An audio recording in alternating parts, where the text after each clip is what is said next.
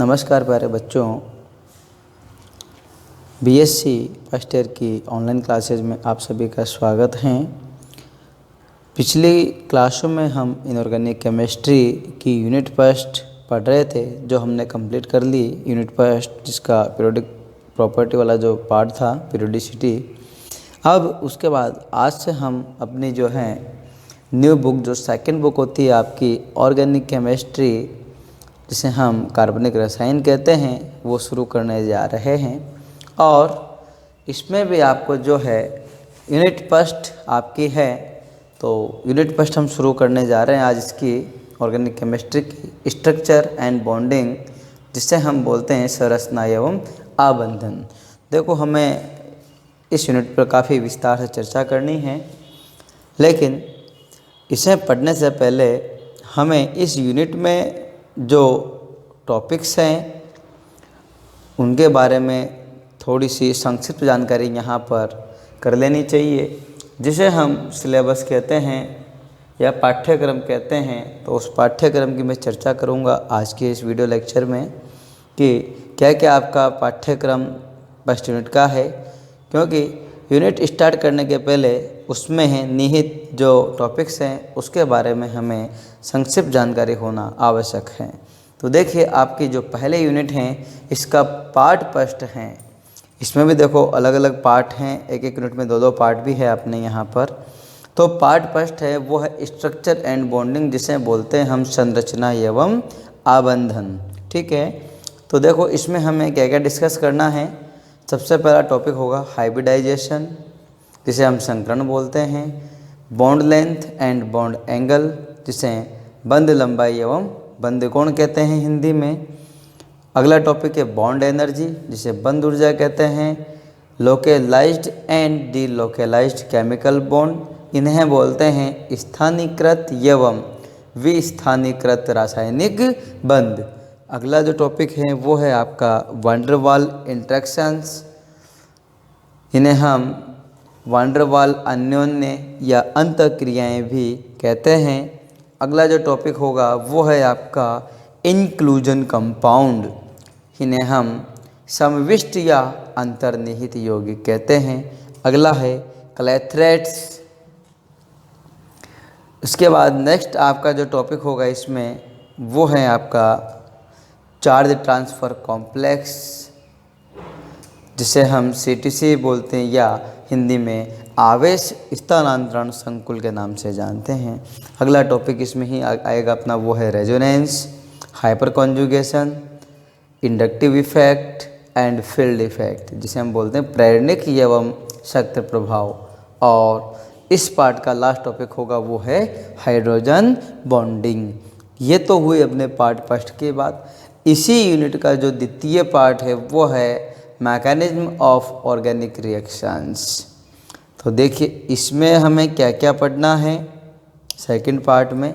इसमें है crude arrow notation, जिसे बोलते हैं हम वक्र बाण संकेतन। अगला टॉपिक है driving electron moments with arrow, electron की गति को तीर से दर्शाना। Half headed and full headed या डबल हेडेड एरो, अर्ध सिर एवं द्वि सिर तीर। Homolytic and heterolytic bond breaking and types of reagent, electrophiles and nucleophiles, इसको हिंदी में बोलते हैं अभिक्रमकों के प्रकार, जिसमें आपके इलेक्ट्रॉन्स नहीं वो नाभिक्स नहीं अभिक्रमक की हम बात करेंगे। अगला टॉपिक है types of organic reactions, Hindi में कहेंगे कार्बनिक अभिक्रियाओं के प्रकार, किन किन प्रकार से जो है कार्बनिक अभिक्रियाएं संपन्न होती है। और अंतिम जो टॉपिक है वो है एनर्जी कंसिडरेशन, ऊर्जा विचार। तो सिलेबस की बात अपनी कंप्लीट हुई। सिलेबस के बाद हम अब शुरू करने जा रहे हैं अपनी यूनिट फर्स्ट का जो पार्ट फर्स्ट है स्ट्रक्चर एंड बॉन्डिंग। तो देखिए, सबसे पहले स्ट्रक्चर और बॉन्डिंग जो अपना पार्ट है, इसको पढ़ने के पहले हमें कुछ सिंपल टर्मिनोलॉजी हैं, तो उन टर्मिनोलॉजी को जो है एक एक करके हमें समझना होगा, उसके बाद हम आगे टॉपिक टू टॉपिक बढ़ेंगे। सबसे पहला जो पॉइंट है केमिस्ट्री में या कोई भी केमिकल कंपाउंड में, केमिकल कंपाउंड किसके द्वारा बनता है, उनमें कोई ना कोई बॉन्डिंग होती है, और बॉन्डिंग क्या कहलाती है, रासायनिक बंध या केमिकल बॉन्ड। तो देखिए केमिकल बॉन्ड क्या होता है, जब दो अथवा अधिक परमाणु परस्पर संयोग कर एक अणु बनाते हैं तो जिस शक्ति के द्वारा अणु में उपस्थित परमाणु परस्पर जुड़े या बंधे रहते हैं रासायनिक बंधन कहलाता है। समझ में आती है बात यहाँ तक। उसके बाद इलेक्ट्रॉन देने लेने एवं साझा करने की प्रकृति के आधार पर रासायनिक बंध मुख्यतः 3 प्रकार के होते हैं। मतलब केमिकल बॉन्ड्स आर 3 टाइप्स। ठीक है, जो रासायनिक बंध हैं वो कौन कौन से होते हैं, 3 टाइप कौन कौन से हैं। नंबर 1 आपका ionic bond, number 2 covalent bond, number 3 coordinate bond. इसे बोलते हैं हम आयनिक बंध। क्या बोलते हैं आयोनिक बॉन्ड को, आयनिक बंध। कोवेलेंट बॉन्ड को सहसंयोजक बंध और कोऑर्डिनेट बॉन्ड को उप सहसंयोजक बंध। तो ये हो गए आपके केमिकल बॉन्ड के प्रकार। 3 प्रकार के केमिकल बॉन्ड हमें डिस्कस करने हैं। अब देखो किस किस कंडीशन में कौन कौन सा बॉन्ड बनता है उस पर हम चर्चा अब करने वाले हैं। तो सबसे पहला जो बॉन्ड है आपका फर्स्ट टाइप वो है आयोनिक बॉन्ड। आयोनिक बॉन्ड क्या है, जब अति धन विद्युतीय व अति ऋण विद्युतीय तत्व परस्पर संपर्क में आते हैं तो अति धन विद्युतीय तत्व आवश्यकता अनुसार एक अथवा अधिक इलेक्ट्रॉन्स पूर्ण रूप से त्याग कर एक स्थायी धनायन बनाता है, और अति ऋण विद्युतीय तत्व आवश्यकता अनुसार एक अथवा अधिक इलेक्ट्रॉन ग्रहण करके स्थायी ऋणायन बनाता है। अब यहाँ देखिए धन विद्युतीय तत्व ने इलेक्ट्रॉन त्याग कर धनायन बना लिया और ऋण विद्युतीय तत्व ने इलेक्ट्रॉन ग्रहण करके ऋणायन बना लिया है। और अब ये विपरीत आवेशित आयन परस्पर स्थिर वैद्युत आकर्षण बल, जिसे हम क्या बोलते हैं आणविक बल, तो स्थिर वैद्युत आकर्षण बल द्वारा जुड़कर एक आयनिक क्रिस्टल का निर्माण करते हैं। देखो एक आयनिक क्रिस्टल बनने की जो प्रोसेस है हम नीचे दिए एग्जाम्पल से समझ सकते हैं। देखो यहाँ पर जो है आपका सोडियम अपन ने लिया है, तो सोडियम का परमाणु क्रमांक जो है 11 होता है, और 11 के अकॉर्डिंग हम इसका जो है इलेक्ट्रॉनिक कॉन्फ़िगरेशन लिखते हैं, इलेक्ट्रॉनिक विन्यास लिखते हैं। देखिए 1s2 2s2 2p6 3s1 आपका जो है इसका इलेक्ट्रॉनिक कॉन्फ़िगरेशन आएगा। अब देखिए यहाँ पर जो है ये धातु हैं और इसके जो ऑर्बिटल में इलेक्ट्रॉनों का कॉन्फ़िगरेशन है वो इस प्रकार से है 2 8 1। तो बाह्यतम जो कोश है उसमें मात्र 1 इलेक्ट्रॉन यहाँ पर इसका है, तो ये इस इलेक्ट्रॉन को शीघ्रता से त्याग कर स्थायी जो विन्यास हैं उसे प्राप्त करने की चेष्टा करता है। तो ये तुरंत यहाँ से इलेक्ट्रॉन त्याग कर सोडियम प्लस बनाएगा और 2 8 का जो पूर्ण कॉम्बिनेशन है इसके सेल का बाह्यतम कोश का वो प्राप्त कर लेता है, अर्थात स्थायी व्यवस्था होती है। अब ठीक इसी प्रकार यहाँ हम बात करते हैं क्लोरीन की, जिसका एटॉमिक नंबर होता है 17, और इसकी जो ऑर्बिटल में इलेक्ट्रॉन की जो व्यवस्था होती है वो होती है 2 8 और 7। तो 2 8 8 18 32 अपना जो है कॉम्बिनेशन इनका जो स्थायी कॉन्फ़िगरेशन होता है, उस आधार पर यहाँ पर 1 इलेक्ट्रॉन की हमें नीड है, यहाँ आवश्यकता है। तो देखिए इसका जो विन्यास है वो 1s2 2s2 2p6 3s2 3p5 अपना 1 इलेक्ट्रॉन यहाँ पर ये जो है ग्रहण कर सकता है।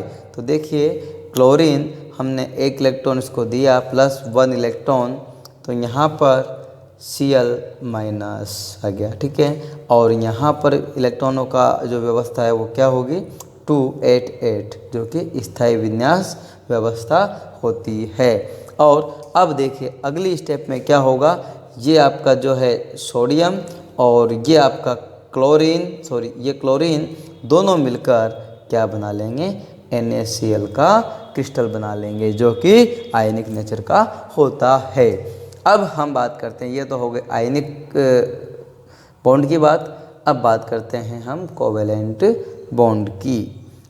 इसे हम क्या बोलते हैं हिंदी में? सहसंयोजक बंध भी इसे हम बोलते हैं।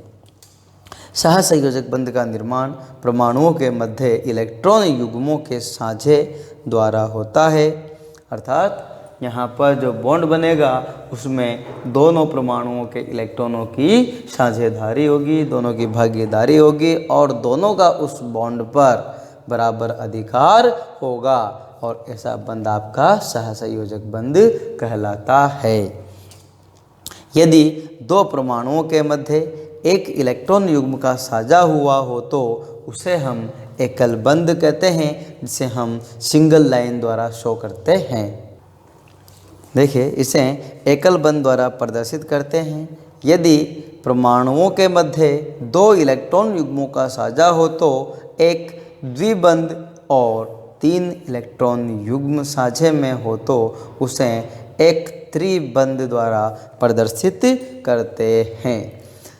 उदाहरण हम ले लेते हैं यहाँ पर, जैसे कि आपका मीथेन है और मीथेन में हमने कार्बन और हाइड्रोजन का जो कॉम्बिनेशन है, तो कार्बन के जो 4 वैलेंसी 4 इलेक्ट्रॉन है मैंने इसको क्रॉस से दिखाया और हाइड्रोजन के इलेक्ट्रॉन को डॉट से दिखाया है। ठीक है, अब देखिए यहाँ पर एक कार्बन है, 4 हाइड्रोजन है, तो जो क्रॉस वाले इलेक्ट्रॉन हैं ये कार्बन के हैं और जो डॉट वाले हैं वो हाइड्रोजन के हैं।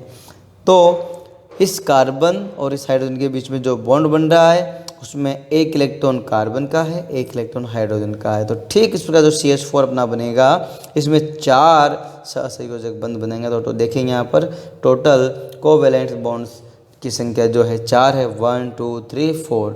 और ये चारों बंध किसी भी इकल्ले एक परमाणु द्वारा नहीं बनाए गए, जबकि ये कार्बन और हाइड्रोजन के एक एक इलेक्ट्रॉन की शेयरिंग से एक एक बॉन्ड बनाकर इस कंपाउंड का निर्माण किया गया है और इसमें 4 जो है कोवेलेंट बॉन्ड आपके बनते हैं।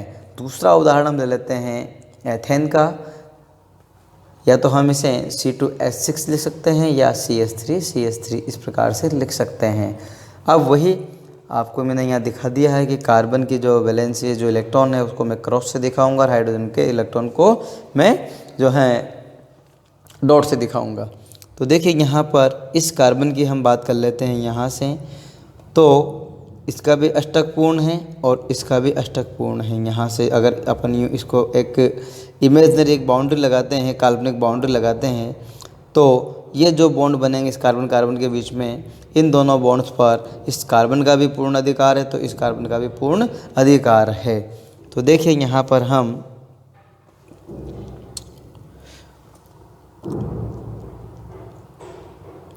इसको लाइन से हम शो करते हैं सिंगल बॉन्ड को। इस कार्बन और इस कार्बन के बीच में 2 इलेक्ट्रॉन की साझेदारी से एक बंध बना, ये वाला बंध। इस हाइड्रोजन और इस कार्बन के बीच का ये बन गया, इसके बीच का ये बॉन्ड बन गया और इस हाइड्रोजन इस कार्बन के इलेक्ट्रॉन के साझे से ये बंध बन गया। अब इसी प्रकार से इधर के तीनों बंध तीनों हाइड्रोजन और कार्बन के 3 इलेक्ट्रॉन के सहयोग से बन गए। अब हमसे पूछा जाए कि एथेन में कितने सहसंयोजक बंध हैं, तो हम काउंटिंग कर सकते हैं ना, नंबरिंग दे दो 1 2 3 4 5 6 7। तो total number of covalent bond is 7। कितने बॉन्ड्स हैं यहाँ पर कोवेलेंट बॉन्ड? वो हैं 7। ठीक है, अगला हम एग्जांपल लेते हैं एथाइन का। तो C2H4 में देखिए आप, इसमें यहाँ पर द्विबंध आ जाएगा और टोटल कोवेलेंट बॉन्ड्स की संख्या 1 2 3 4 5 6। अगर डबल बंध भी है तो ये सहसंयोजक बंध ही है, क्योंकि यहाँ साझा 2 इलेक्ट्रॉन्स का हो रहा है। त्रिबंध होगा तो 3 इलेक्ट्रॉन का साझा होगा। अर्थात ये मत समझना कि ये कोवेलेंट बॉन्ड नहीं है, डबल बंध है, ट्रिपल बंध है, आपके बॉन्ड तो कोवेलेंट ही कहलाएंगे। ठीक है, अगला हम लेते हैं एथाइन, एसिटिलीन और एथाइन जो है। इसमें देखिए आप, कार्बन के मध्य 3 बंध होते हैं और तीनों बंध जो हैं देखो आप 3 इलेक्ट्रॉन का साझा दोनों कार्बन परमाणु करते हैं, जिससे 3 बंध बनते हैं और एक बंध जो है हाइड्रोजन के एक इलेक्ट्रॉन से साझा करके ये बंध बना लेता है, और एक बंध जो इसके और इसके बीच का है वो इस प्रकार के साझे से बनता है। कई बार आपसे एग्जाम में ये छोटा सा क्वेश्चन पूछा जाता है कि एसिटिलीन या एथाइन में कार्बन कार्बन के मध्य बंध दूरी कितनी होती है, तो वो है 120.3 पिकोमीटर, या हम इसे कह सकते हैं 1.2 एंगस्ट्रॉम। ठीक है, इसी प्रकार यहाँ पर कार्बन और हाइड्रोजन के मध्य की दूरी भी आपसे पूछी जाए तो वो है 106 पिकोमीटर। ठीक है, और इसका जो मॉलिक्यूलर वेट होता है वो होता है 26.04 ग्राम प्रति मोल। यह हो गई अपनी कोवेलेंट बॉन्ड की बात अर्थात सहसंयोजक बंध की बात। अब हम अगला जो बॉन्ड का टाइप है वो है आपका कोऑर्डिनेट बॉन्ड्स, उप सहसंयोजक बंध। इसको क्या बोलते हैं? उप सहसंयोजक बंध। यह एक विशेष प्रकार का सहसंयोजक बंध होता है। सहसंयोजक बंध की भांति इसमें भी दो परमाणुओं के मध्य एक इलेक्ट्रॉन युग्म होता है। केवल इसमें अंतर केवल इतना है कि सहसंयोजक बंध में साजित इलेक्ट्रॉन युग्म में दोनों परमाणुओं का योगदान होता है, जबकि उपसहसंयोजक बंध में साजित इलेक्ट्रॉन युग्म एक ही परमाणु द्वारा दिया जाता है। अर्थात हम कह सकते हैं कि दो परमाणुओं में जो बंध बनेगा और उसमें दोनों ही इलेक्ट्रॉन किसी एक ही परमाणु द्वारा दिए गए हैं, तो बनने वाला बंध आपका उपसहसंयोजक बंध कहलाएगा। जो बंध इलेक्ट्रॉन युग्म देता है जो परमाणु इलेक्ट्रॉन युग्म देता है उसे हम डोनर एटम कहते हैं, अर्थात दाता परमाणु कहते हैं। और जो परमाणु इलेक्ट्रॉन ग्रहण करता है उसे हम जो है इलेक्ट्रॉन एक्सेप्टर के नाम से जानते हैं। तो देखिए, जो परमाणु इलेक्ट्रॉन युग्म देता है उसे दाता परमाणु कहते हैं, और दाता परमाणु पर देने के लिए एक एकांकी इलेक्ट्रॉन युग्म का होना आवश्यक है। जाहिर सी बात है, देगा कौन? जिसकी जेब में होगा। समझ में आती है बात?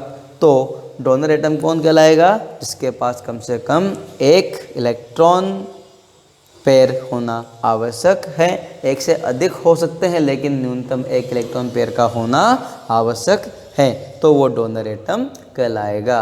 अगर किसी एटम के पास एक ही इलेक्ट्रॉन नहीं है और कहे भैया तो एक लोन पेयर दे, तो कहाँ से देगा? वो तो पहले से भिखारी है। और जो परमाणु इस इलेक्ट्रॉन युग्म को ग्रहण करता है उसे ग्राही परमाणु अर्थात एक्सेप्टर एटम कहा जाता है। एवं इस परमाणु के पास इलेक्ट्रॉन लेने के लिए एक रिक्त कक्षक का होना, यह महत्वपूर्ण कंडीशन ये देखिए यहाँ पर, एक्सेप्टर परमाणु के पास एक रिक्त कक्षक का होना आवश्यक है। भाई मान लो कोई भिखारी भीख मांग रहा है, और भीख मांग तो रहा है लेकिन उसके पास लेने के लिए कुछ नहीं है, कोई पात्र नहीं है। अगर मान लो हमें खाना देना है, हम खाना देना चाहते हैं, खाना अपने पास है, लेकिन अगर उसके पास बर्तन नहीं है तो वो गुड एक्सेप्टर नहीं कहलाएगा। तो उसके लिए भी उससे एक रिक्त कक्षक का होना आवश्यक है, वही एक्सेप्टर एटम कहलाएगा। इस बंध को एक तीर के चिन्ह, देखिए इस प्रकार के चिन्ह द्वारा प्रदर्शित करते हैं, जिसकी नोक दाता परमाणु से ग्राही परमाणु की ओर होती है। जैसे हम उदाहरण ले लेते हैं एल्किल आइसोसाइनाइड का मॉलिक्यूल। किसका? एल्किल आइसोसाइनाइड का मॉलिक्यूल। अब इसमें देखिए आप, यह है आपका ये एल्किल कोई भी समूह है, ये नाइट्रोजन और इसके बीच में ट्रिपल बॉन्ड इसका होगा। तो देखिए यहाँ पर एक बॉन्ड जो होगा वो कोऑर्डिनेट बॉन्ड होगा इसमें। तो ये R इसका एक इलेक्ट्रॉन और इस नाइट्रोजन का एक इलेक्ट्रॉन मिलकर एक बंध का निर्माण कर रहे हैं। ये है एल्किल के साथ में नाइट्रोजन का बॉन्डिंग। उसके बाद दो जो हैं इसके इलेक्ट्रॉन और दो इसके इलेक्ट्रॉन मिलकर दो जो हैं आपके सहसंयोजक बंधों का निर्माण किया है। अब नाइट्रोजन की वैलेंसी मात्र 3 होती है और 3 बंध बना सकता है, लेकिन इस कंडीशन में भी इसके पास एक लोन पेयर ऑफ इलेक्ट्रॉन शेष हैं। इस लोन पेयर ऑफ इलेक्ट्रॉन को ये इसकी तरफ देकर एक बंध का निर्माण करेगा और इस बंध में जो दोनों इलेक्ट्रॉन हैं वो सिर्फ और सिर्फ नाइट्रोजन परमाणु द्वारा दिए गए हैं, अर्थात ये डोनर एटम है और कार्बन यहाँ एक एक्सेप्टर एटम है। और ये जो बंध बना है ये बंध आपका उपसहसंयोजक अर्थात कोऑर्डिनेट बॉन्ड कहलाता है। देखिए, इस प्रकार के यौगिकों के गुण सहसंयोजक यौगिकों की भांति ही होते हैं। इस बंध द्वारा जुड़े दोनों परमाणुओं पर फॉर्मल आवेश आ जाता है। देखो, फॉर्मल चार्ज से कहते हैं। देखो, अब यहाँ से दोनों इलेक्ट्रॉन इधर गए तो इस पर क्या चार्ज आ जाएगा, आंशिक ऋणावेश, और यहाँ से गया है तो इस पर क्या चार्ज आएगा, आंशिक धनावेश। तो ये जो चार्ज आया इसे हम कहते हैं फॉर्मल चार्ज। ठीक है, तो हम साथ के साथ ही इसकी भी हम चर्चा कर लेते हैं कि फॉर्मल चार्ज क्या होता है, क्योंकि यहाँ से भी 1 नंबर का क्वेश्चन आपसे एग्जाम में कई बार पूछा गया है, व्हाट इज़ फॉर्मल चार्ज। तो देखिए, फॉर्मल चार्ज क्या होता है, दाता परमाणु पर +1 और ग्राही परमाणु पर -1 फॉर्मल आवेश आ जाता है। किसी अणु का फॉर्मल आवेश का परिकलन हम निम्न फॉर्मूले की सहायता से कर सकते हैं, निम्न सूत्र की सहायता से कर सकते हैं। तो फॉर्मल आवेश इक्वल टू परमाणु की समूह संख्या माइनस असहभाजित इलेक्ट्रॉन की संख्या प्लस सहसंयोजक बंधों की संख्या। ये फॉर्मूला अपना फॉर्मल आवेश निकालने में काम में आता है। देखिए, यहाँ पर हम एल्किल आइसोसाइनाइड की बात कर रहे हैं। हमने इसी का जो है उदाहरण लेकर कोऑर्डिनेट बॉन्ड को समझा है और उससे जो फॉर्मल आवेश आएगा वो किस प्रकार से कैलकुलेट हम करेंगे। ये आपका RNC एल्किल आइसोसाइनाइड। यहाँ सबसे पहले हम कार्बन का फॉर्मल आवेश निकालते हैं, फिर नाइट्रोजन का फॉर्मल आवेश निकालेंगे, क्योंकि बॉन्ड किस किस के बीच में बन रहा है, नाइट्रोजन और कार्बन के बीच में। तो फॉर्मल आवेश भी किन पर आना है, इन दोनों परमाणुओं पर। तो देखिए, कार्बन का फॉर्मल आवेश ये क्या है, आपका ग्राही परमाणु एक्सेप्टर है जो है। अब इसके परमाणु की समूह संख्या क्या है, 4। समझ में आती है बात। माइनस कोष्टक स्टार्ट आपका असहभाजित इलेक्ट्रॉन्स की संख्या जो है आपकी, इसकी मैं ऊपर वापस लेके दिखा रहा हूँ। 2 इलेक्ट्रॉन यहाँ पर काम में आ चुके हैं, अभी इसके पास कितने इलेक्ट्रॉन बचे हुए हैं, 2। तो ये जो 2 इलेक्ट्रॉन हैं ये असहभाजित इलेक्ट्रॉन कहलाते हैं। तो देखिए, वापस से अपन यहाँ चलते हैं।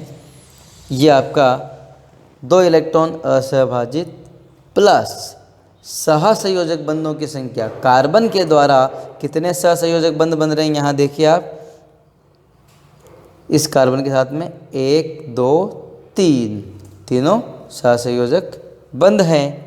तो 4 और 3 2 5 हो जाएंगे, 5 बाहर आएगा, प्लस का 5 बाहर आएगा तो माइनस का हो जाएगा। तो 4 - 5 = -1। तो मैंने अभी यही कहा आपसे। यहाँ देखिए, यहाँ पर इलेक्ट्रॉन ज़्यादा तो ये जो है माइनस का सिंबल आएगा। अब यहाँ पर हम इसे -1 द्वारा दिखा सकते हैं। ठीक है, जब इस पर -1 आया तो जाहिर सी बात है अगले वाला जिसका एटम है, जो डोनर एटम है, उस पर +1 चार्ज जाएगा। निकाल लेते हैं फॉर्मूले से हम। नाइट्रोजन का फॉर्मल आवेश जो दाता परमाणु आपका है, ये समूह संख्या 5 का है, या परमाणु की समूह संख्या 5 से बिलोंग करता है, अर्थात इसके बाह्यतम कोश में 5 इलेक्ट्रॉन है। अब यहाँ पर देखिए, इसके पास असहभाजित इलेक्ट्रॉन कोई है नहीं है। इधर वाला जो 1 इलेक्ट्रॉन है वो बंध बना चुका है, ये दोनों इलेक्ट्रॉन बंध बनाने में काम आ चुके हैं, और ये दोनों जो इलेक्ट्रॉन हैं, इसका पेयर है, इसको भी ये कार्बन को डोनेट कर चुका है। अब इस कंडीशन में देखिए आप,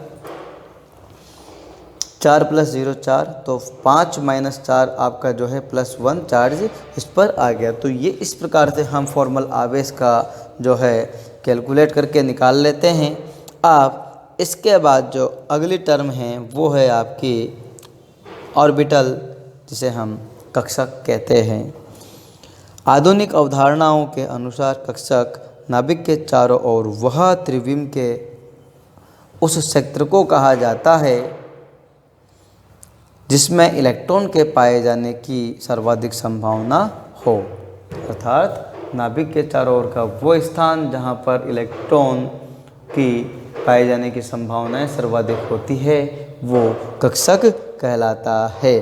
किसी एक नाभिक से बंधा हुआ कक्षक परमाणुवीय कक्षक कहलाता है, जबकि एक से अधिक नाभिकों से बंधा हुआ कक्षक आणविक कक्षक कहलाता है। इसे मॉलिक्यूलर ऑर्बिटल के नाम से जानते हैं। तो ये ध्यान रहे, अगर कोई कक्षक एक से अधिक नाभिकों द्वारा जुड़ा हुआ है तो वो आपका मॉलिक्यूलर कक्षक मॉलिक्यूलर ऑर्बिटल कहलाएगा, और सिर्फ एक ही नाभिक द्वारा जुड़ा हुआ है तो वो आपका एटॉमिक ऑर्बिटल कहलाएगा।